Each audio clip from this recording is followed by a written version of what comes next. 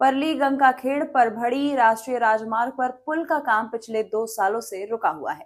सामाजिक कार्यकर्ताओं ने रुके हुए काम को तुरंत शुरू करने की मांग को लेकर हाथों में बेशर्मा का पेड़ लेकर विरोध प्रदर्शन किया। परली गंगाखेड़ परभड़ी राष्ट्रीय राजमार्ग पर थर्मल पावर स्टेशन के सामने पुल का काम पिछले 2 सालों से रुका हुआ है। परली गंगाखेड़ परभड़ी राष्ट्रीय राजमार्ग पर थर्मल पावर स्टेशन के सामने पुल का काम पिछले 2 सालों से रुका हुआ है। रुके हुए काम के कारण कई दुर्घटनाएं हो चुकी हैं, जिनमें कई 2 पहिया वाहन चालक घायल हो चुके हैं। बार बार अनुरोध के बावजूद पुल का निर्माण पूरा नहीं हुआ है। बारिश होने से इस पुल से पानी बहता है। पुल के किनारे बड़े बड़े गड्ढे हो गए हैं और वाहन चालकों को भारी दिक्कतों का सामना करना पड़ता है। सामाजिक कार्यकर्ता मनोज सकाय ने पुल का काम तुरंत शुरू करने की मांग को लेकर हाथों में बेशर्मा का पेड़ लेकर विरोध प्रदर्शन किया। इस दौरान बड़ी संख्या में कार्यकर्ता मौजूद थे।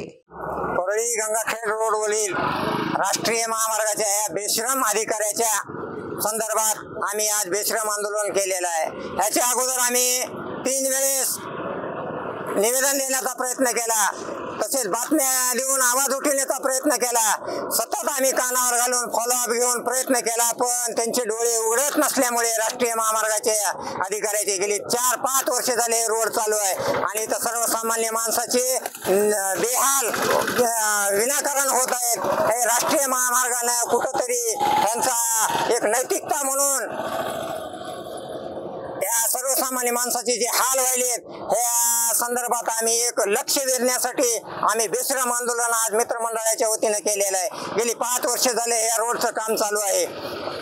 इथं काल परवा या पुलापाशी एक व्यक्ती 2 व्हीलरवर येत असताना त्याच्या गाड्यामध्ये गज घुसण्याचा प्रयत्न झाला। 2 जण पडले। सतत इथं अपघात होत आहेत। सर्व सुद्धा राष्ट्रीय महामार्गाचे अधिकारी यांचे डोळे उघडत नसल्यामुळे या बेश्रम अधिकाऱ्याचं आज आम्ही बेश्रम आंदोलन घेण्याचा निर्णय मित्रमंडळाच्या वतीने केला।